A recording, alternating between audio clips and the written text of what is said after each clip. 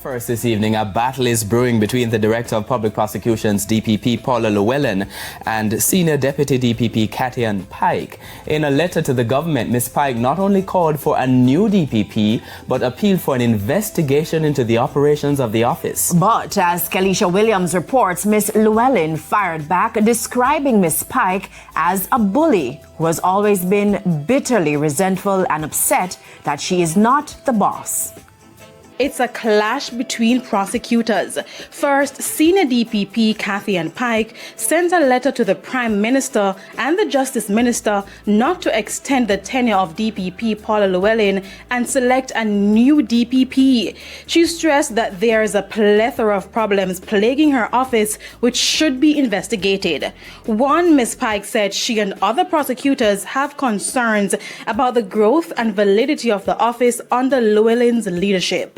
In fact, she said some prosecutors have expressed a lack of confidence in her leadership.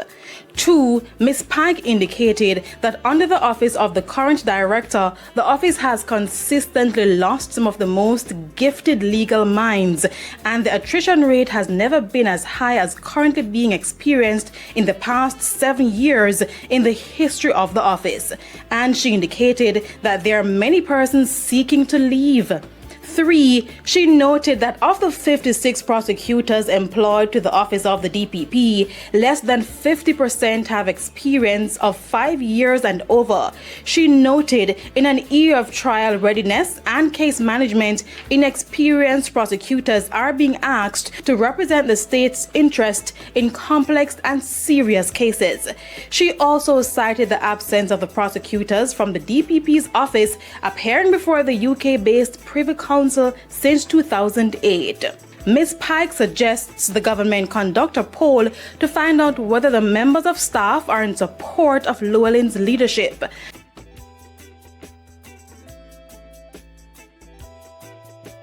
No movement there.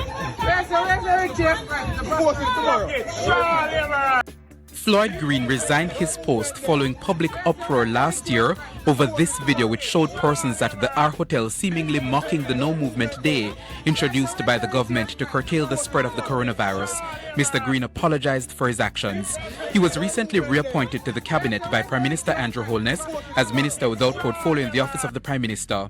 In a statement today, Director of Public Prosecutions Paula Llewellyn said after extensive legal research, it was her considered opinion that no criminal charges ought to be laid against Mr. Green, his former advisor Gabriel Hilton, Councillor Andrew Bellamy, and Dave Powell, an employee of the National Solid Waste Management Authority.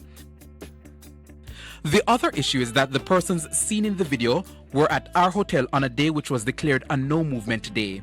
The DPP's office argued that a video which depicts persons physically present at a location does not assist in making a determination as to when such persons arrived at the particular location. Dancehall artist Beanie Man was this week fined $150,000 for breaching the COVID rules for a party in St. Elizabeth last year. He spoke with the Gleaner after the court ended. One of the greatest things is, remember, the music charge dropped. But remember,